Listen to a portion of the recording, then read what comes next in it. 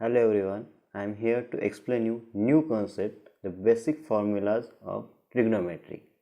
Just write a constant sequence sin theta, cos theta, tan theta, cot theta, sec theta and cosec theta.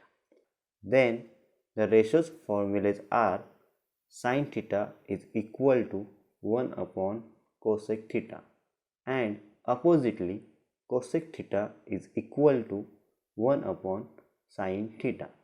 Similarly, other formulas are cos theta is equal to 1 upon sec theta and sec theta is equal to 1 upon cos theta.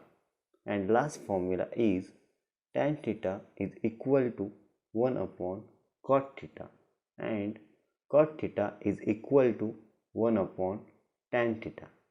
Also, another formula is tan theta is equal to sin theta upon cot theta and cot theta is equal to cos theta upon sin theta.